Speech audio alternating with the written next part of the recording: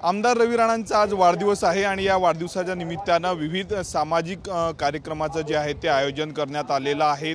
आपल्या सोबत स्वतः रवी राणा आहेत। भाऊ, सर्वप्रथम TV9 कडनं खूप खूप वाढदिवसाच्या शुभेच्छा।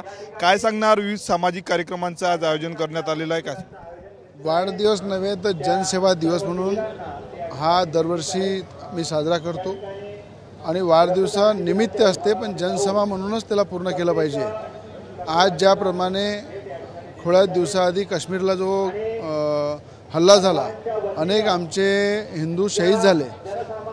पाकिस्तानच्या आतंकवादी लोकांनी छुपी रणनीती करून जो घात केला आणि अनेकांवर गोळ्या झाडल्या आमच्या हिंदू विचाराच्या लोकांवर, त्यांना भावपूर्ण श्रद्धांजली म्हणून हजारोच्या संख्येने इथे ब्लड डोनेशन कॅम्प सुरू आहे।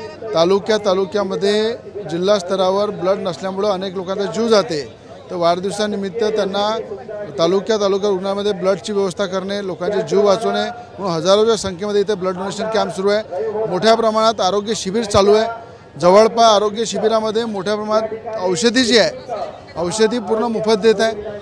त्याच्या माध्यमातूनसुद्धा अनेक महिलांचं, युवकांचं, बुजुर्गांचं चेकअप चालू आहे। चष्मे वाटप चालू आहे, चष्म्यांचं चेकअप चालू आहे। शासनाच्या ज्या महसुली योजना आहे, PR कार्ड झालं, राशन कार्ड झालं, महिलांचे जे घरकुलचे प्रश्न आहे त्याचेसुद्धा इथे मोठ्या प्रमाणात वाटप चालू आहे। म्हणजे जम्बो कॅम्प हा गोरगरिबांना, सर्वसामान्य जनतेला न्याय देण्यासाठी आणि काश्मीरमध्ये झालेल्या या हल्ल्यामध्ये आमचे सगळे हिंदू जे शहीद झाले त्यांना भावपूर्ण श्रद्धांजली देण्यासाठी हा कॅम्पचं मोठं आयोजन केलेलं आहे।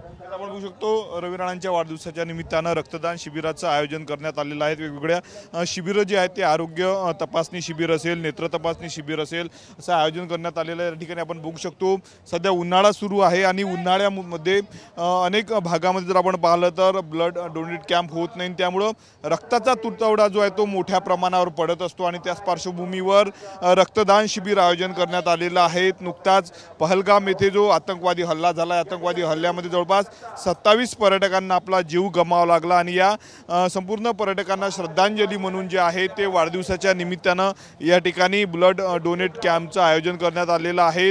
मोठ्या प्रमाणावर जर आज आपण पाहिलं तर वेगवेगळ्या सामाजिक उपक्रम जे आहेत ते आमदार रवी राणांच्या वाढदिवसाच्या निमित्तानं आयोजन करण्यात आलेलं आहे आणि त्याच पार्श्वभूमीवर भव्य असं रक्तदान शिबिराचं देखील आयोजन करण्यात आलेलं आहे। कॅमेरामन अनिकेत दातोंडेसह मी स्वप्नील उमप, TV9 मराठी, अमरावती।